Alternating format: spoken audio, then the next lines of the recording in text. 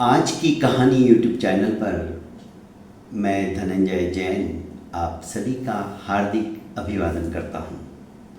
दोस्तों, आज की कहानी षड्यंत्रों से परिपूर्ण है।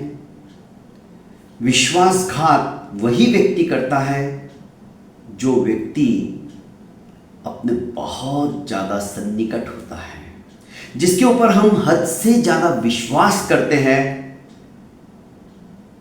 वही व्यक्ति किस तरह से विश्वास का ही गला घोट कर रख देता है। आज ये कहानी इसी बात का द्योतक है। पृथ्वीराज राज्य का राजा अत्यंत धर्मात्मा और पाप भीरू था। उसका एक पुत्र जो कि राजकुमार आयुष्मान का राज तिलक सिर्फ और सिर्फ 15 वर्ष की उम्र के अंदर किया जा रहा था। पर राज तिलक में जो हर्षोल्लास होना चाहिए, जो प्रजा के अंदर उत्साह होना चाहिए, संपूर्ण पृथ्वीपुर नगरी को दुल्हन की तरह सजा देना चाहिए था, वो सब कुछ नहीं था। अत्यंत सीधे और सरल मंत्रोच्चारण के साथ में, विधि विधान के साथ में राजकुमार युवराज आयुष्मान का राज तिलक कर दिया गया।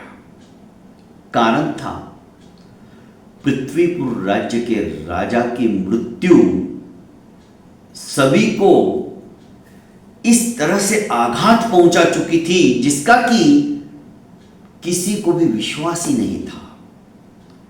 सिर्फ और सिर्फ 50 साल की उम्र में ही पृथ्वीपुर राजा के राज्य के ऊपर से प्रजा वत्सल्यता की जो आत्मीयता से परिपूर्ण राजा की छाया होनी चाहिए, वो समाप्त हो चुकी थी। अब राजा किस तरह से कराल काल के गाल के अंदर समाविष्ट हो गए, किसी को पता नहीं चला। पर राजमाता अर्थात पृथ्वीपुर राज्य के राजा की अर्धांगिनी रानी युवराज आयुष्मान की मातुश्री को कुछ अंदेशा था कि महाराज की मृत्यु अकस्मात रूप से नहीं हो सकती, इसके पीछे कोई ना कोई षड्यंत्र जरूर है। पर यह षड्यंत्र किसका है? किसने ये रचना की होगी षड्यंत्र की, जो कानों कान किसी को पता भी नहीं चला और किसी ने अपना सबूत भी नहीं छोड़ा? वो कोई पहुंचा हुआ ही होना चाहिए। पृथ्वीराज राजा के अत्यंत सन्निकट रहने वाले धीरपाल नाम के मंत्री थे, जो कि महाराज राजेंद्र सिंह के दाहिने हाथ की तरह हमेशा उनके साथ रहते थे, जो कि कराल काल के गाल के अंदर समाविष्ट हो गए कम उम्र में ही। धीरपाल मंत्री जैसा महाराज को कहते वैसा ही वे करते, अत्यंत विश्वासु। पर आयुष्मान उस समय बहुत छोटे थे। उन्हें किसने अपने पिता की मृत्यु के मुख के अंदर डाला, कारणभूत बना, ये समझ नहीं आई थी। भला आती भी कैसे? जिनके खेलने कूदने और पढ़ने के दिन हो, वे भला राजनीति से भरे हुए इन षड्यंत्रों को और राजनीति की बातों को कैसे समझते?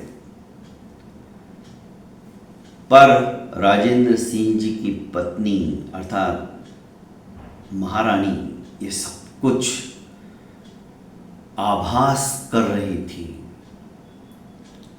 खैर, दिन बीतते गए। महारानी ने कहा कि बेटा, अब तुम राजा बन चुके हो, तुम्हारा किसी योग्य घर के अंदर विवाह हो जाना चाहिए।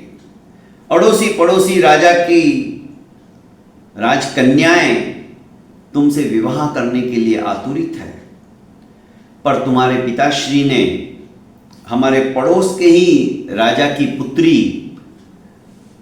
रिधिमा के साथ में बात चलाकर रखी थी, पर धीरपाल मंत्री और दूसरे कोई भी नहीं चाहते थे कि राजा राजकुमारी रिधिमा के साथ विवाह करे। आयुष्मान को जब ये पता चला तो उसने कहा कि नहीं, मेरे पिताजी की यदि यही इच्छा थी तो मैं राजकुमारी रिधिमा से ही विवाह करूंगा। और धूमधाम से राजगद्दी के ऊपर बैठने के बाद महाराज आयुष्मान का विवाह पड़ोसी राजा की पुत्री रिधिमा के साथ में हो गया। रिधिमा के पास एक पालतू तोता था। वो हमेशा रिधिमा के साथ ही रहता था। उस तोते की विशेषता ये थी कि वो मनुष्य वाणी के अंदर बोलता था। जिस तरह से हम बातें करते हैं उसी तरह से तोता मीठी मीठी बातें राजकुमारी के साथ हमेशा करता था। इतना ही नहीं, तोता उद्भट विद्वान था, दूरदृष्टि वाला था, आने वाले संकटों को पहचानता था और रानी को अर्थात रिधिमा को सचेत भी करता था। चंद महीनों के अंदर ही इधर उधर उड़ उड़कर तोते ने समझ लिया कि राज्य के अंदर क्या चल रहा है। उसे आभास हो गया कि यहां तो षड्यंत्रों से पूरा राजमहल ही भरा पड़ा है और सबसे ज्यादा धीरपाल मंत्री, जिसने कि अब आयुष्मान के भी मन को जीत लिया था। आयुष्मान भी अपने पिता के जो वफादार मंत्री थे धीरपाल, उन्हीं की बातों को मानते थे। धीरपाल भी समझ गया था कि रानी के साथ में जो तोता है वो बड़ा चतुर है, इसे जब तक रास्ते से नहीं हटाएंगे तब तक मैं किसी भी षड्यंत्र के अंदर सफलता प्राप्त नहीं कर सकता। ये बात मंत्री धीरपाल अच्छी तरह से समझ गए थे। अब विवाह को करीब करीब काफी समय व्यतीत होने आ गया था। इधर तोते ने रिधिमा से कहा कि देखो, तुम्हें सजग रहना होगा। महाराज को कहीं पर भी बिना खाने की जांच किए खाना मत खाने दो। मुझे राजभवन के अंदर भी षड्यंत्र की बू आने लगी है। रानी रिधिमा ने सोचा, ये बात यदि मैं महाराज से कहूंगी तो वे नहीं मानेंगे। मुझे कुछ ना कुछ युक्ति युक्त बात करते हुए ये बात कहूंगी तो शायद वे मान भी जाए। एक दिन रिधिमा ने महाराज युवराज से कहा, आयुष्मान से, कि स्वामी, मुझे एक पहुंचे हुए संत ने पुत्रवान होने का आशीर्वाद देते हुए ये कहा है कि यदि तुम 6 महीने तक अपने ही हाथों से खाना बनाकर खुद भी खाओगी और राजा को भी खिलाओगी तो ये व्रत सिद्ध हो जाएगा। साथ में 1-2 मंत्र और विधि भी उन्होंने बताई है, वो मुझे करना होगा। तो महाराज आपसे करबद्ध निवेदन करती हूं कि आप बाहर किसी के भी हाथ से बनाया हुआ खाना नहीं खाओगे, नहीं तो यदि मेरा व्रत टूट गया तो फिर से मुझे 6 महीने शुरू से उस व्रत को अपनाना पड़ेगा, करना पड़ेगा। महाराज आयुष्मान ने कहा कि ठीक है, मैं तुम्हारा साथ दूंगा, मैं बाहर का किसी के हाथों का बनाया हुआ कुछ नहीं खाऊंगा, सिर्फ और सिर्फ तुम्हारे हाथों से बनाया हुआ ही खाना खाऊंगा। हाँ महाराज, जब भी आप आओगे आपके लिए मैं सारे काम छोड़कर गर्मा गर्म रसोई बनाऊंगी। राजा खुश हो गया। आखिर जब 4 साल व्यतीत हो गए और महाराज आयुष्मान को पुत्र प्राप्ति, संतति प्राप्ति नहीं हुई, तो धीरपाल मंत्री ने कहा कि महाराज, वैसे देखा जाए तो विवाह के सिर्फ 1 या 2 वर्ष के पश्चात संतान हो जानी चाहिए, पर आपके घर आंगन के अंदर किलकारियां मारने वाला कोई राजकुमार आया नहीं। मुझे लगता है कि रानी जी को हमारे श्रीरामपुर के जो वैद्य गजोदर है उन्हें दिखा देना चाहिए, क्योंकि वैद्य गजोदर जी बहुत ज्यादा उम्र के हो गए हैं और वे यहां तक आ नहीं सकते। रानी को ही उनके पास ले जाना पड़ेगा और रानी जब अपनी बात उन्हें बताएगी तो गजोदर जी जरूर ऐसी कोई औषधि देंगे जिससे कि रानी गर्भवती हो जाएगी और हमारे राज्य की समस्या समाप्त हो जाएगी। भविष्य में जो उत्तराधिकारी हमें चाहिए वो रानी के पेट से हमें प्राप्त हो जाएगा। राजा आयुष्मान ने कहा, तो इसमें कौन सी बड़ी बात है, आप तो जानते ही हो रानी रिधिमा का तोता बड़ा विचक्षण बुद्धिमत्ता का धनी है। रानी अपनी बात उस तोते से कह देगी और तोते को आप लेकर जाइए, वो वैद्य गजोदर से सुना देगा, बता देगा और वैद्य गजोदर जी वो बात सब सुनकर औषधि दे देगा। धीरपाल मंत्री सोचने लगा कि जो मैं चाहता था वही हुआ। उसने कहा कि महाराज, मैं भी यही सोच रहा था, पर मुझे संकोच था कि किस तरह से आपसे बात करूं। मैं कल ही जाने की तैयारी करता हूं, तोते को मेरे साथ लेके जाता हूं। राजा ने अपनी रानी से, रिधिमा से कहा कि मंत्री जी वैद्य गजोदर जी के पास जा रहे हैं, तुम अपनी समस्या जो भी है तोते को बता दो, तोता वैद्य जी को बता देगा और तुम्हारे लिए वैद्य जी औषधि भेज देंगे। रानी ने तोते को सब कुछ समझा दिया। तोता दूसरे दिन मंत्री धीरपाल के साथ में चल पड़ा, पर जब मंत्री धीरपाल श्रीरामपुर के रास्ते की तरफ जाने के बजाय जंगल की रास्ते की तरफ निकल पड़ा तो तोते को शंका हो गई, क्योंकि विचक्षण बुद्धि का धनी। तोते ने कहा, मंत्री तुम मुझे कहां लेके जा रहे हो? श्रीरामपुर का रास्ता तो दूसरी तरफ रह गया। और हां, अच्छा ही हुआ तुम जंगल की तरफ लेके आए हो। यहां के फलों को देखकर तो मेरा मन ललचा रहा है। बरसों हो गए मैंने जंगल के फलों को खाया ही नहीं है। तनिक मुझे आप छोड़ दो तो अच्छा रहेगा, मैं अभी फलों को खाकर वापस लौट आता हूं। पर जो तोता मंत्री के कंधे पे बैठा था, अब मंत्री ने उसको जबरदस्ती से अपनी मुट्ठी के अंदर पकड़ लिया था, जकड़ लिया था। मंत्री ने कहा कि तुम्हें तो मैं अब इस तरह के फल खिलाऊंगा कि तुमने जिंदगी में कभी खाया ही नहीं होंगे और तुम वापस खा ही नहीं पाओगे। क्यों? ऐसी क्या बात है? अरे तू बड़ा अपने आप को चालाक समझता है। आज तुझे दुनिया के ऐसे फल मैं चखाने वाला हूं जो तू जिंदगी में खाने का नाम ही भूल जाएगा। पर मंत्री जी, आप ऐसी क्यों बात कर रहे हो? मंत्री ने कहा कि तू जानता नहीं है, अपने आप को बड़ा सयाना समझता है। तेरी वजह से ही रानी मेरे किसी भी षड्यंत्र को पूरा नहीं होने देती, इसलिए आज मैं तुझे छोड़ूंगा नहीं।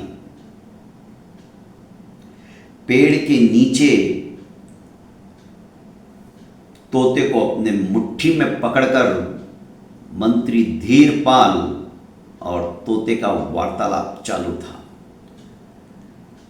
तोता बोला कि मंत्री जी, तुम कैसी बात करते हो? मैं कहां चालाक?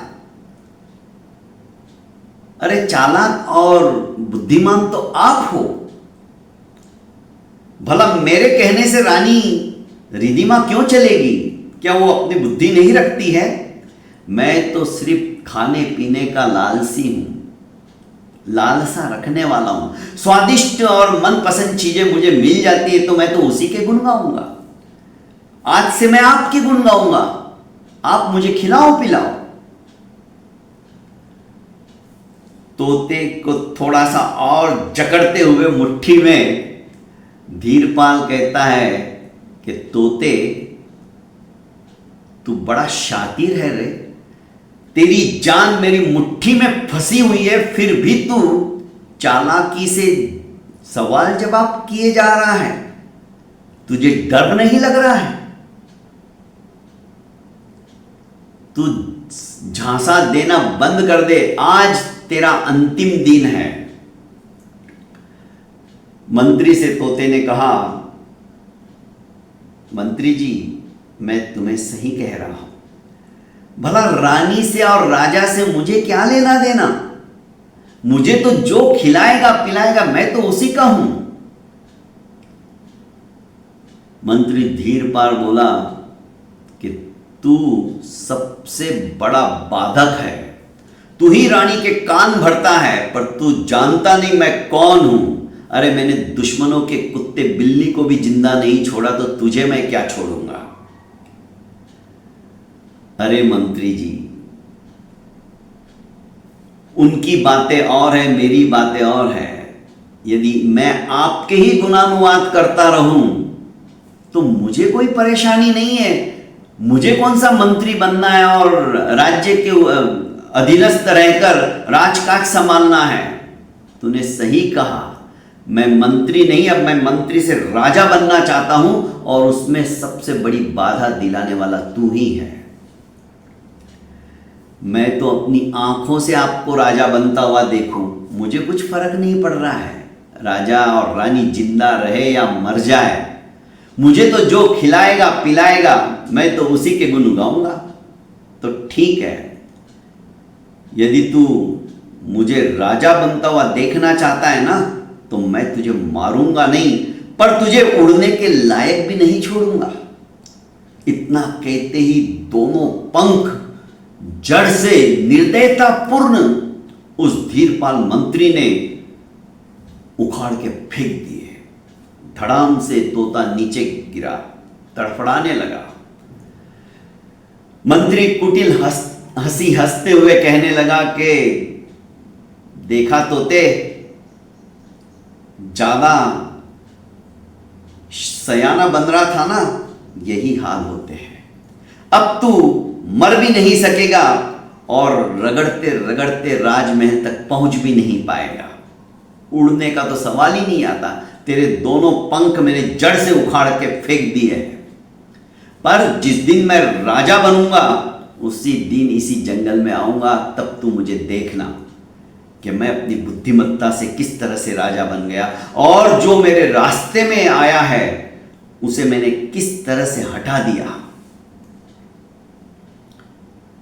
क्योंकि मंत्री को विश्वास नहीं था कि आयुष्मान का इतने जल्दी राज तिलक हो जाएगा और आयुष्मान को राजा बना दिया जाएगा। वो तो सोचता था कि मैं ही राजा बन जाऊं, पर उसकी योजना के ऊपर पानी फिर गया था।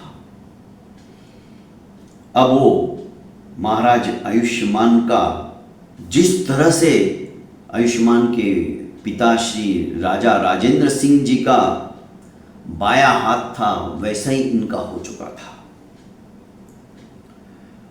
अब मन ही मन मंत्री ने योजना बनाई और उस तोते से कहा कि देख, तू सोच रहा होगा ना कि रानी पूछेगी मेरा तोता कहाँ गया, तो मैं तो कह दूंगा कि रास्ते में दवाई लाने के पश्चात जब मैं आ रहा था तो एक तोती मिल गई और तोता तो उसके प्यार जाल के अंदर फंस गया। मैंने बहुत कहा कि भाई एक बार चलो वापस, वहां से तुम लगे तो उड़ के इस तोती के साथ चले जाना, पर उसने मेरी एक नहीं सुनी और वो तोती के जाल के अंदर फंस गया और मेरे साथ उसने आने के लिए मना कर दिया।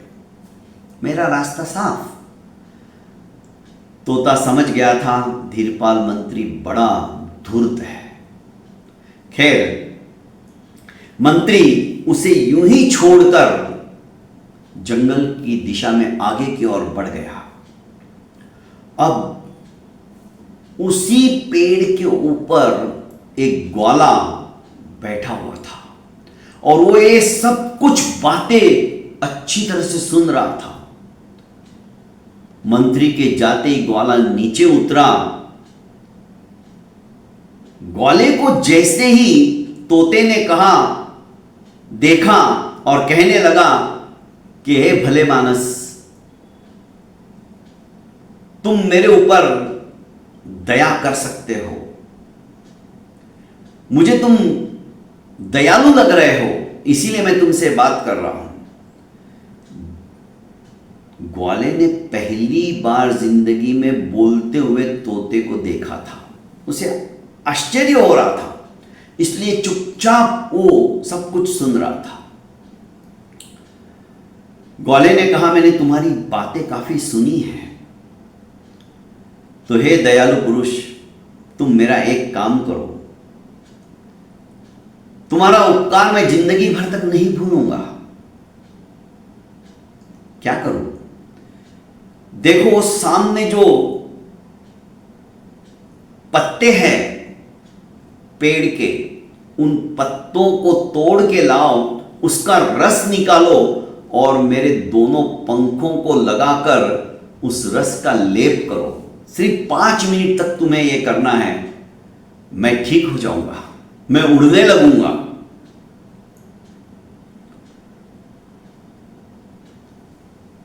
सचमुच में ग्वाला दयालु था। वो जिस पेड़ की तरफ तोते ने इंगित किया था, उस पेड़ के पत्ते तोड़कर लाता है और उसका रस निकालता है और तोते के पंख पर डालकर थोड़ी देर तक पकड़ के रखता है। आश्चर्य! तोते के पंख फड़फड़ाने लगते हैं और तोता चारों तरफ उड़ता है और ग्वाले के कंधे पर आकर बैठ जाता है। कहता है कि हे ग्वाले, सचमुच में तुमने मेरे ऊपर बहुत बड़ा उपकार किया है। आज से मैं तुम्हारा नौकर और तुम मेरे मालिक। बस मेरा एक काम करो। ग्वाला बोला, अभी तो तुम बोल रहे हो कि मैं मालिक और तुम नौकर, और तुम तो मेरे को ही आदेश दे रहे हो। ये कैसी बात है? देखो, मैं तुम्हें आदेश नहीं दे रहा हूं, मैं तुम्हारी भलाई के लिए सब कुछ कह रहा हूं। तुम जानते हो, अभी मैंने तुम्हें बताया कि उस पेड़ के पत्तों को तोड़कर उसका रस निकालो और मेरे पंखों पर लगाओ। तुम देख रहे हो मेरे टूटे हुए पंख, जो कि असंभव है फिर से जुड़ना, वो भी जुड़ गए।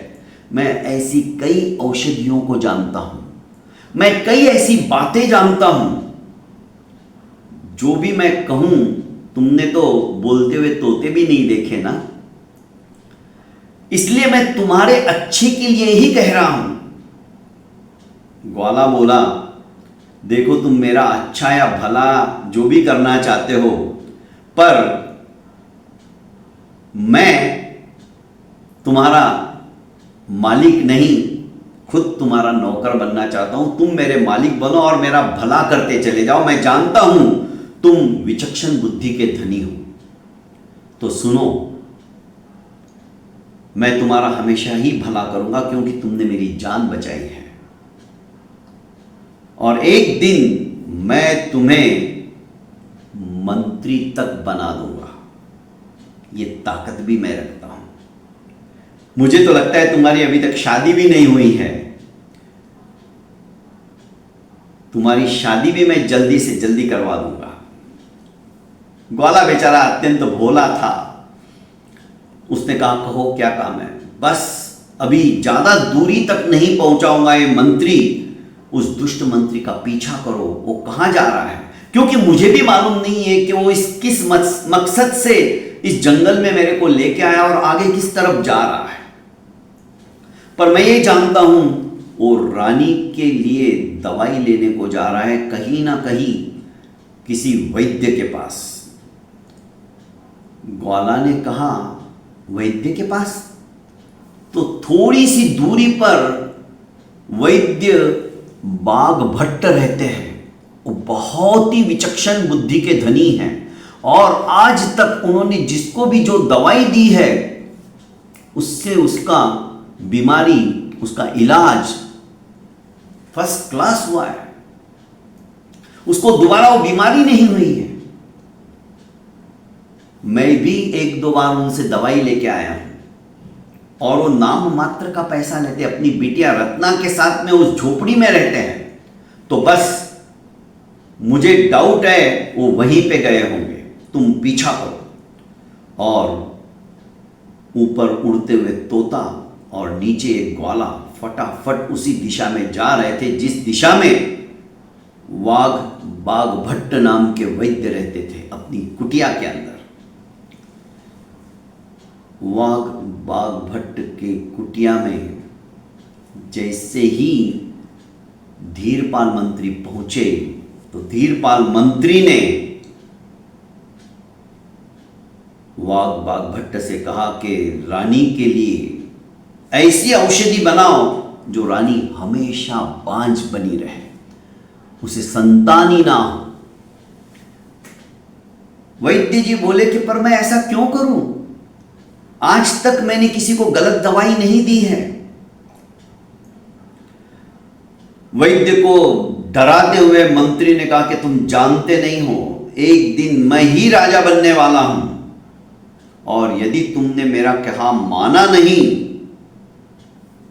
तो मैं तुम्हें अभी मौत के घाट उतार दूंगा, और तुम यदि मेरा कहना मानते हो तो तुम्हें तो मैं माला माल कर दूंगा।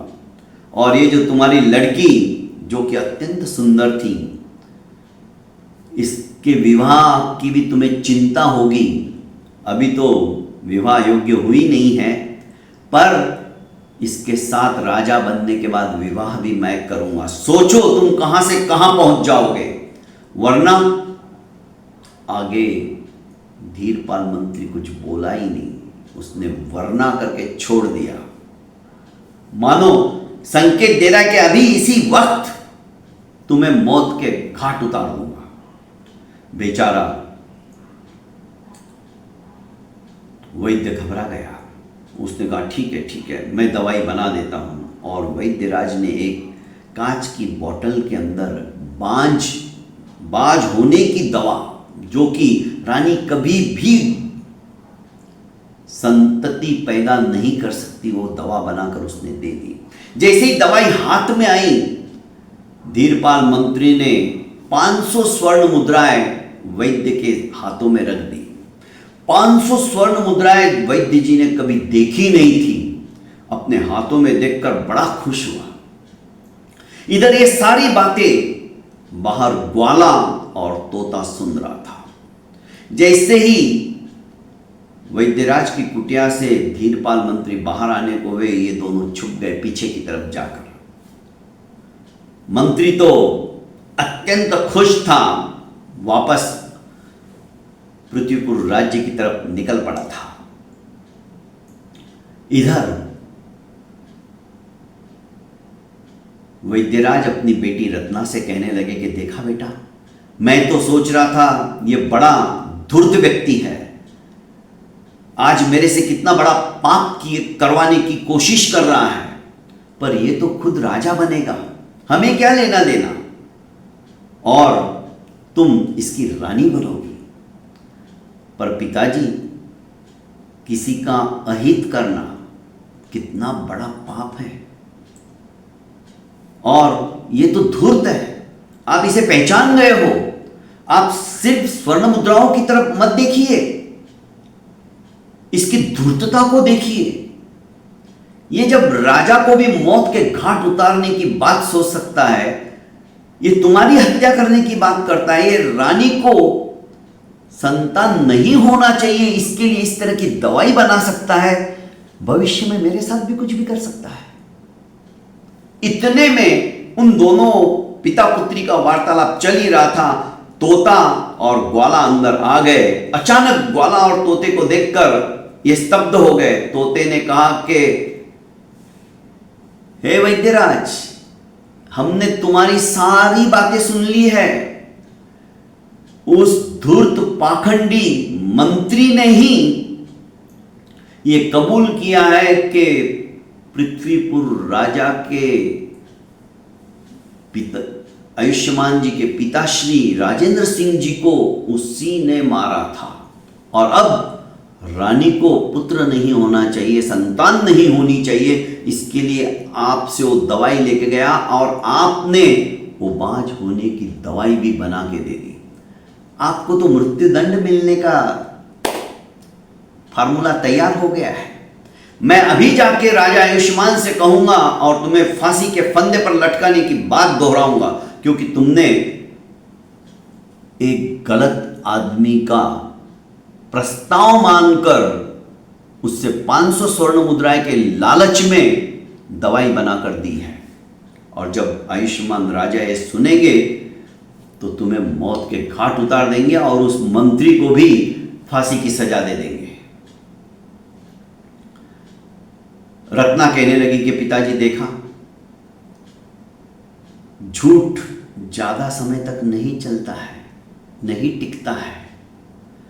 अब बाघ भट्ट वैद्य घबराने लगा। वो कहने लगा कि मुझे माफ करो, मेरे से बड़ी भयंकर गलती हो गई है। तो गलती को सुधारना होगा। इधर रत्ना कहती कि पिताजी, मैं उस धूर्त के साथ तो विवाह करने वाली नहीं हूं, लगे तो मेरे को किसी गरीब के साथ में विवाह करवा दो, मैं उसके साथ सुखी रह लूंगी, पर मुझे उस मंत्री नहीं चाहिए। कि बेटा, अब तो मंत्री के साथ विवाह करने का तो प्रश्न ही नहीं आता है। तोते ने कहा कि एक काम करो, तुम इस ग्वाले के साथ में अपनी बिटिया का विवाह कर दो। वैद्य भी तोते की रस भरी बातें और बुद्धिमत्ता से परिपूर्ण युक्ति युक्त वार्तालाप सुनकर आश्चर्यचकित हो गया था। मैं तुम्हारी बेटी को कोई तकलीफ नहीं आने दूंगा। जब ग्वाले के मुंह से भी ये बात सुनी तो वैद्य ने वहीं पर वैदिक विधान के साथ में उन दोनों का पानी ग्रहण संस्कार करवा दिया। अब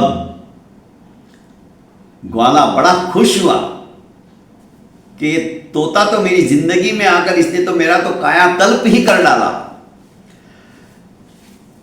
इधर धीरपाल मंत्री महाराज के पास पहुंचता है। रानी भी रिधिमा अपने राजा के बाजू के सिंहासन के ऊपर अधिष्ठित थी।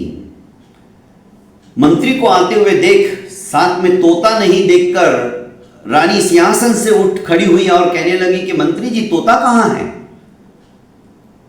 मंत्री ने कहा, क्या बताऊं महारानी जी, आखिर पशु पक्षी तो इनका कोई धर्म नहीं होता है।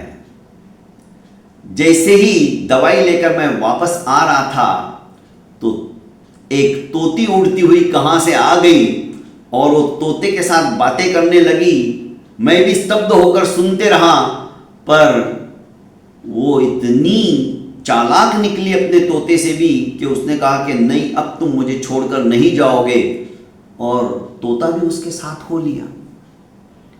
मैंने बहुत कहा कि एक बार तो तुम चलो, लगे तो वहां पर जाकर तुम फिर से इस तोती के साथ चले जाना, पर तोते ने मेरी एक नहीं सुनी और वो उस तोती के प्यार में पागल बना, उसके साथ ही चल दिया। आयुष्मान मंत्री से कहने लगा, ठीक है, उस छोड़ो उस तोते को, पहले ये बताओ तुम दवाई लाए हो या नहीं। हाँ महाराज, मैं दवाई लाया हूं। और मंत्री ने वो बोतल जिसमें कि दवा थी बांझ होने की, वो बांझ होने की दवा की बोतल अपने हाथ में लेने लगे और इसी बीच राजा के हाथ से वो दवाई छिटक गई, कांच की बोतल नीचे गिरी और फूट गई। धीरपाल मंत्री के मंसूबे पर पूरा पानी फिर गया था। रानी भी अपने तोते के चले जाने से, उसके वियोग से दुखी थी। वो ये सुनते ही वहां से चली गई थी अपने राजभवन के अंदर। अब धीरपाल मंत्री ने कहा कि महाराज, अब तो ये शीशी टूट गई। आयुष्मान कहने लगे, कोई बात नहीं, वैद्य जी को तो पता ही है कौन सी दवाई है, तुम दोबारा जाओ और उनसे यही दवाई वापस लेके आओ। ठीक है महाराज। अब दूसरे दिन धीरपाल मंत्री फिर से उसी जंगल में होते हुए वैद्य बाघ भट्ट के पास पहुंचे। इधर मंत्री ने राजा से कहा कि मैं फिर से श्रीरामपुर के वैद्य गजोदर के पास जा रहा हूं, क्योंकि गजोदर का नाम था और राजा ने भी सुना हुआ था। बाघ भट्ट को कोई नहीं जानता था, जबकि बाघ भट्ट जैसा विद्वान वैद्य कोई नहीं था, पर नाम के चर्चे गजोदर के थे। इसलिए महाराज ने कहा कि तुम फिर से श्रीरामपुर जाओ। अब होता क्या है, ये जब गजोदर के बजाय फिर से बाघ भट्ट जी के पास आने लगता है जंगल में, तो बाघ भट्ट दूसरे ही दिन वापस मंत्री को अपने कुटिया के पास आते हुए देखता है तो आश्चर्यचकित हो जाता है, अभी कल तो गए थे। इधर जब बाघ भट्ट को अपने कुटिया में मंत्री जी बिठाते हैं और कहते कि वो दवाई तुम मुझे वापस बना के दो, पर क्यों, तुम तो कल लेके गए, क्या हुआ? तो मंत्री कहता है कि उस राजा की बेवकूफी के कारण से वो बोतल उनके हाथ से छिटक गई और टूट गई, फूट गई, सारी दवा बिखर गई। मन ही मन बाघ भट्ट भगवान की तरफ आंखें मूंदकर एक सेकंड के लिए कहने लगे कि प्रभु, तुमने अनर्थ होते होते बचा लिया, मेरे हाथों से बहुत बड़ा पाप होने वाला था, आज तुमने उस पाप से मुझे सचमुच में बचा लिया है, मैं तुम्हारा उपकार जिंदगी भर तक नहीं भूलूंगा। मन ही मन खुश हो गए थे। इसी बीच मंत्री चारों तरफ देख रहे थे, कहीं पर भी उनकी बेटी दिखाई नहीं दे रही थी, रत्ना। आखिर पूछ बैठे कि वैद्य जी, तुम्हारी बेटी रत्ना दिखाई नहीं दे रही है। अरे मंत्री जी, कल तो तुम अपना ही बताते गए, मैं तो बताना चाहता था पर मैं मौन हो गया, कहीं तुम्हें जाने में विलंब ना हो। मैंने बचपन में ही, जब ये 3 साल की थी, इसका विवाह पड़ोस के ही गांव के एक ग्वाले से तय करके रखा था और वो कल ही तुम्हारे जाने के पश्चात आया। बेटी भी सयानी होने लगी थी, तो उसने कहा कि मैं मेरी पत्नी को लेने आया हूं, तो मुझे मजबूरन उसके साथ में भेजना पड़ा। मैं ना तो बोल ही नहीं सकता, क्योंकि ये रिश्ता मैंने ही किया था।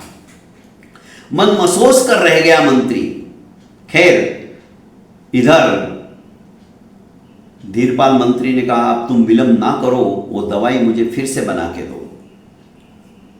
अब बाघ भट्ट जी ने करीब 2 महीने की दवाई एक बड़ी बोतल के अंदर बना के दिया और कहा कि तुम कहाँ रोज रोज आओगे, छोड़ो, ये 2 महीने की दवाई है, रानी को 1-1 चम्मच हर रोज पिलाना है, 2 महीने के बाद वापस आ जाना, दवाई ले जाना। पर इस बार वैद्यराज ने संतान होने की दवाई दी थी, क्योंकि वो बड़े खुश थे कि मैंने एक पाप कर्म करने से प्रभु ने बचा लिया और अब मैं फिर से एक नेक कर्म कर रहा हूं।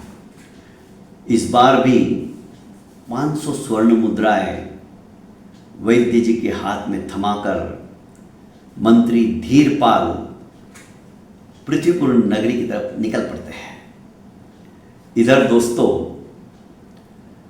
राजा को सीसी देकर कहने लगता है कि महाराज, अब आप ही अपने हाथों से हर रोज एक चम्मच रानी को पिलाना, ये 2 महीने की दवा है। राजा ने कहा, अब मैं इसमें कोई भी त्रुटि नहीं होने दूंगा, और वैसा ही हुआ। इस बीच तोता रानी के पास आता है, रिधिमा के पास, और कहने लगता है कि रानी जी, कितना बड़ा षड्यंत्र चल रहा है तुम जानती हो, क्योंकि करीब करीब दवाई लेते लेते 1 महीने के ऊपर हो गया था और रानी पेट से हो चुकी थी। और इस बीच तोता अब सोचने लगा कि ठीक समय आ गया है, रानी को जाकर षड्यंत्र की बात बता देता हूं। पर जैसे ही रिधिमा के पास पहुंचकर तोता बोलने लगा और धीरपाल मंत्री की बात सुनाने लगा, तो रानी ने कहा कि बस अब एक शब्द मुंह से मत निकालना। पहली बात तो तू मुझे धोखा देके चला गया उस तोती के पास, फिर से तू उसी के पास चला जा, मेरे पास आने की जरूरत नहीं है। अरे मैंने तुझे अपने बेटे की तरह पाला पोसा, तुझे इतना होशियार बनाया, और तू मुझे छोड़कर चला गया। और तू धीरपाल मंत्री के बारे में ऐसा बुरा बोल रहा है। अरे आज उसी की बदौलत मैं पेट से हूं। 4 साल से मैं पेट से नहीं हो पाई थी, पर वो मेरे लिए दवाई लेके आया।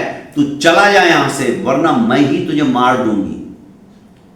तोते ने समझा कि धीरपाल मंत्री ने रानी को भी अपने मीठी मीठी बातों के अंदर उलझा दिया है, पर रानी नहीं जानती कि दवाई दरअसल वैद्य जी ने किस हिसाब से दी है, पाप से बचने के लिए दी है। क्योंकि थोड़े दिनों बाद में जब अपनी बेटी रत्ना उस ग्वाले के साथ वापस आई थी, तो वैद्य जी ने सब कुछ सुना दिया कि बेटी, बहुत बड़ा पाप मेरे हाथों से होने वाला था, पर अच्छा हुआ राजा के हाथों से वो बोतल कैसे गिर गई, और मंत्री फिर से आए थे दूसरे ही दिन, और मैंने उन्हें गर्भवती होने की दवा देती ताकि रानी को संतान हो सके।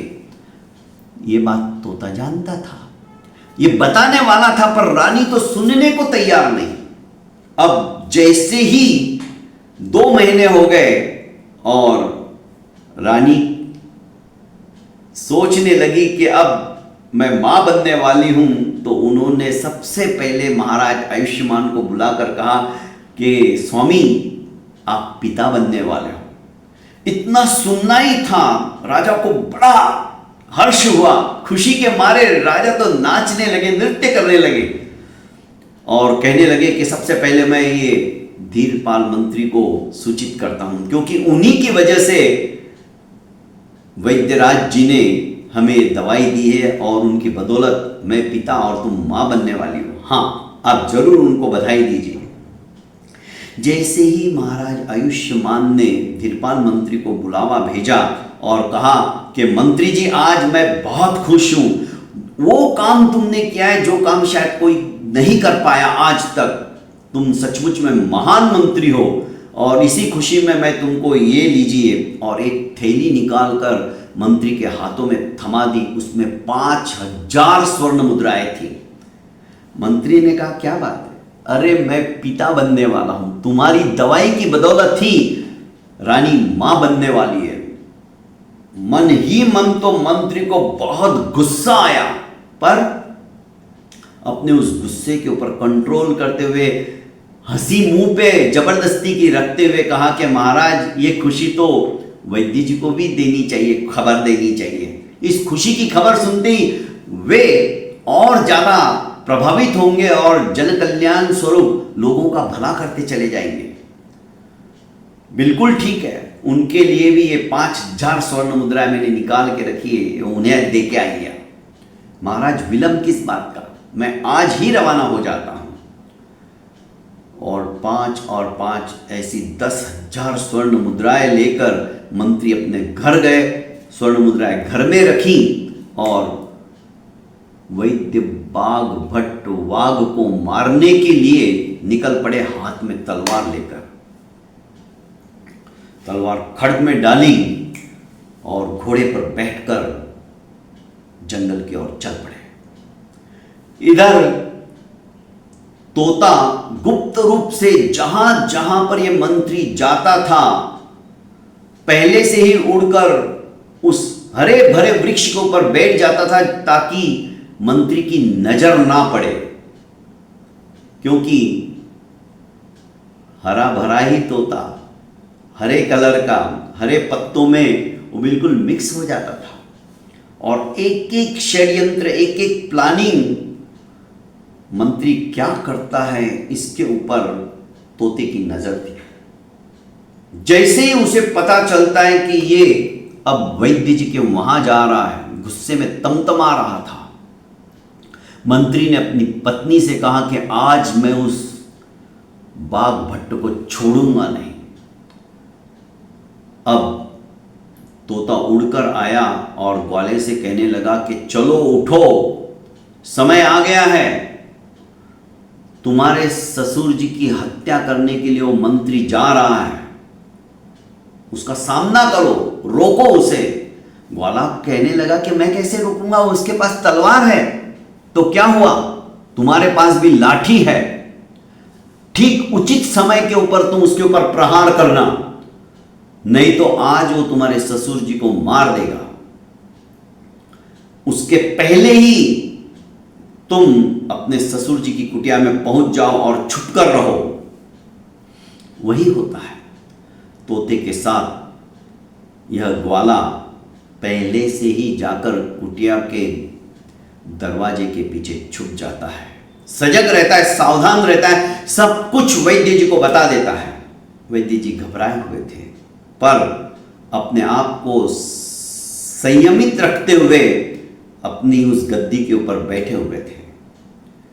ये क्रोधाभिभूत होकर जब धीरपाल मंत्री उसकी कुटिया के अंदर प्रवेश करता है तो पहले तो बाघ भट्ट जी को मंत्री बुरी तरह से लताड़ने लगते, सुनाने लगते हैं कि तुमने मेरे साथ में धोखा किया है, तुम्हें बांझ होने की दवा देने के बजाय तुमने मुझे रानी को पुत्रवान होने की दवा दे दी, मेरे से 500 और 500,000 स्वर्ण मुद्राएं तुमने ले ली।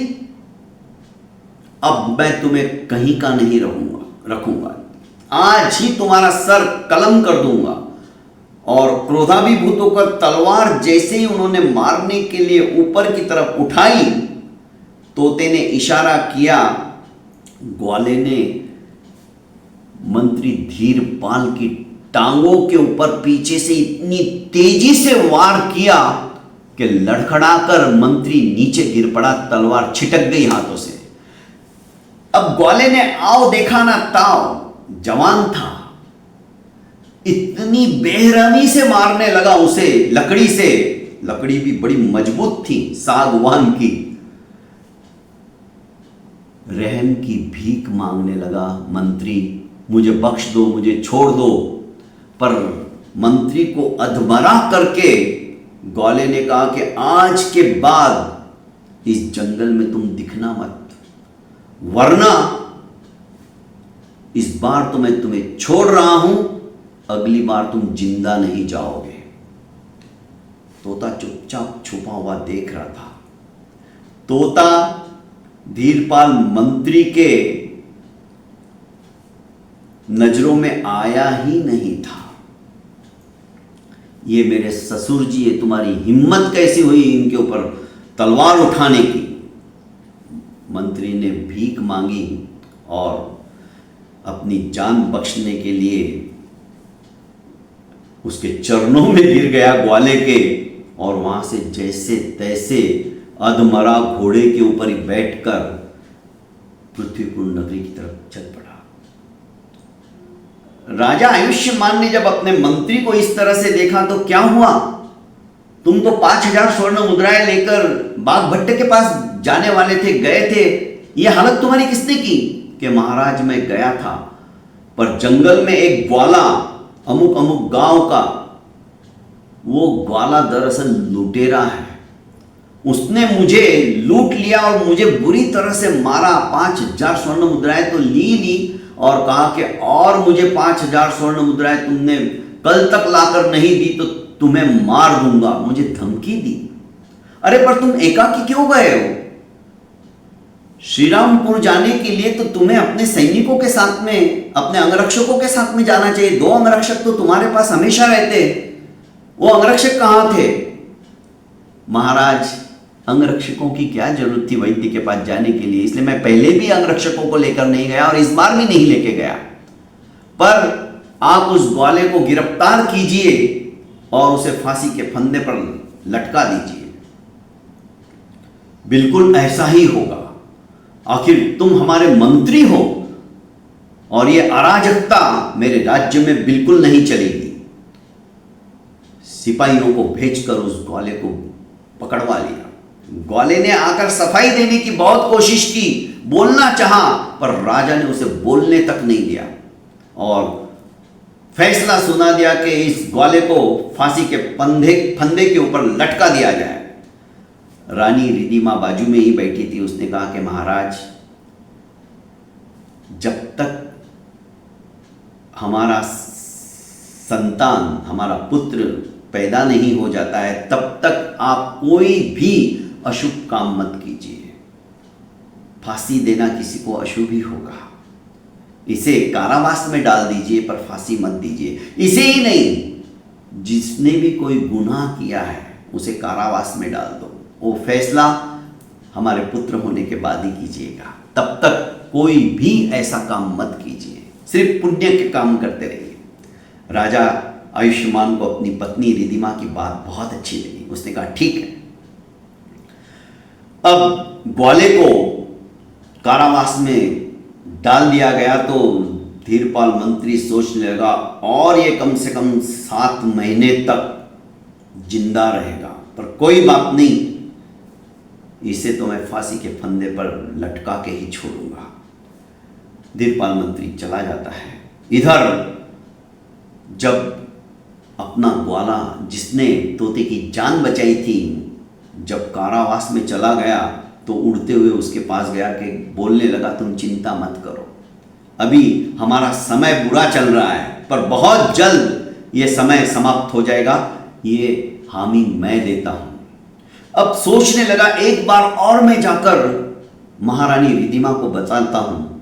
और उड़ते हुए तोता रिधिमा के पास गया और कहने लगा कि सुनो मेरी बात, बहुत भयंकर षड्यंत्र चल रहा है इस नगरी के अंदर। पर रिधिमा एक भी बात उस तोते की सुनने के मूड में ही नहीं थी और कह दिया कि इस बार मैं तुझे छोड़ती हूं, तू उसी तोती के पास चला जा, अगली बार यदि तू आया ना, मैं खुद ही तेरी गर्दन मरोड़ दूंगी, चला जा यहां से। आज मेरे पेट में बच्चा है, इसलिए मैं तेरे ऊपर रहम कर रही हूं। मुझे उसी दिन तेरे ऊपर बहुत गुस्सा आया था, जिस दिन दवाई लाने के बाद भी तू आया नहीं और तू उस तोती के साथ चला गया। किस तरह से गलतफहमियां बहुत बड़ी मुसीबत खड़ी कर देती है और 2 प्रेमियों के बीच में भी दरार डाल देती है। इस कहानी से बहुत कुछ सीखने को मिल रहा है। सोचिएगा, कुछ कुछ बातों का चिंतन आप भी कीजिएगा। खैर, अब वो दिन दूर नहीं था। 9 महीने तो पलक झपकते ही निकल गए खुशी के और रानी रिधिमा ने एक सुंदर से पुत्र को जन्म दिया। जैसे ही राजकुमार पैदा हुआ है, ये समाचार धीरपाल मंत्री ने सुना, उसके तो छाती के ऊपर मानो सांप ही लौटने लगे कि अब एक और राजगद्दी पर बैठने के लिए आ गया है। आयुष्मान को हटाते हटाते अभी मुझे कितने चने चबाने पड़ेंगे, ना को चने चबाने पड़ेंगे, क्योंकि किसी भी षड्यंत्रकारी को अपने षड्यंत्र बनाने के रास्ते में जब विघ्न आते हैं ना इस तरह के, उसे बहुत तकलीफ होती है। वो सोच रहा था कि राजकुमार अब मेरे लिए विघ्न पैदा कर देगा, मुसीबत खड़ी कर देगा। अब क्या किया जाए, इस बच्चे को ही समाप्त करता हूं पहले, बाद में इसके वियोग से तड़प तड़प कर आयुष्मान तो अपना आयुष्य वैसे ही समाप्त कर देगा और रानी भी समाप्त हो जाएगी। इसे रास्ते से कैसे हटाया जाए, उसने प्लान किया। और तोता तो मंत्री के पीछे ही पड़ा हुआ था। जिधर मंत्री जाता चुपचाप ऊंचाई से उड़ते हुए उसकी पूरी खबरें रखता था। ये एक सपेरे के पास पहुंच गया, धीरपाल मंत्री, और सपेरे को कहा कि देखो, अमावस्या के दिन अपने को ये प्लान करना है और मध्य रात्रि में गुप्त मार्ग से मैं तुम्हें लेके जाऊंगा और रानी रिधिमा के कक्ष के अंदर जो नवजात शिशु सो रहा है उसको कोबरा से डसवाऊंगा, तुम्हें मैं माला माल कर दूंगा। सपेरा तैयार हो जाता है, सोचता है कि सांपों का खेल दिखाते मेरी तो जिंदगी बीत जाएगी, पर इतनी सारी स्वर्ण मुद्राएं मुझे कहां मिलेगी। और उस सपेरे को धीरपाल मंत्री ने 5000 स्वर्ण मुद्राएं जो वैद्य बाग भट्ट को देने के लिए राजा ने दी थी वो दे दी। ये तो बिल्कुल मंत्री का हो गया।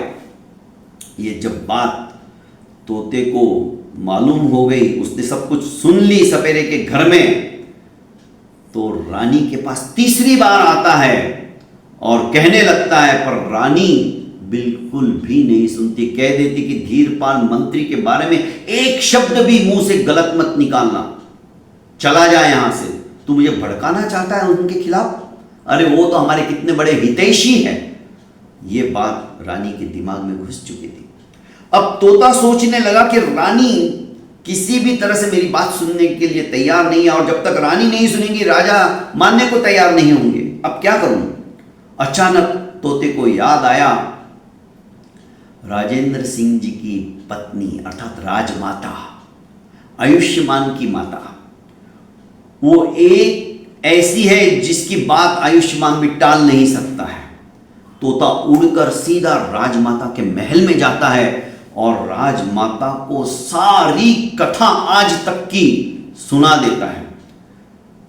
राजमाता जानती थी पर उसके पास कुछ सबूत नहीं था, पर तोते के मुंह से ये सारी बात सुनकर उसे विश्वास हो गया। वो सीधी आयुष्मान के पास आती है। उसी दिन अमावस्या थी और अमावस्या की रात होने वाली थी। रात्रि का प्रथम प्रहर शुरू हो चुका था। अपनी मां को अपने कक्ष में रात को देखकर आयुष्मान उठ बैठे और कहने लगे, मातुश्री क्या बात है, आप इतनी रात को मुझे बुला लिया होता, क्या आन पड़ा है ऐसा कोई संकट? नहीं बेटा, संकट सिर्फ मेरे ऊपर नहीं हमारे पूरे राज्य पर आने वाला है। तुम चुपचाप मेरे साथ चलो और गुप्त रास्ते से जहां से ये धीरपाल मंत्री उस सपेरे को ले जाने वाला था, उसी रास्ते के गुप्त दरवाजे के पीछे राजमाता अपने बेटे आयुष्मान राजा को लेकर चुपचाप खड़ी हो गई और कहने लगी, चुपचाप देखो। राजा आयुष्मान को कुछ समझ में नहीं आ रहा था कि आखिर राजमाता मुझे क्या बताना चाहती है इतनी रात को, पर उनकी इंतजार की घड़ियां बहुत जल्द समाप्त हो जाती है।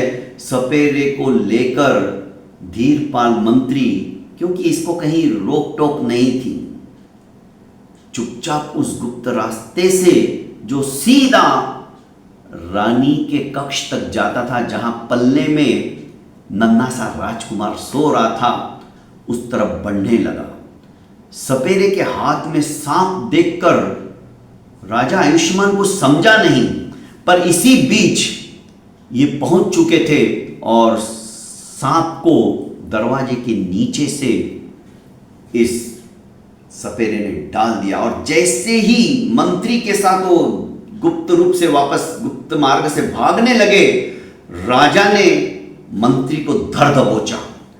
पकड़ते ही राजा ने आवाज लगाई, सैकड़ों सैनिक सशस्त्र भागते हुए आए, मंत्री को गिरफ्तार किया और सपेरे को भी।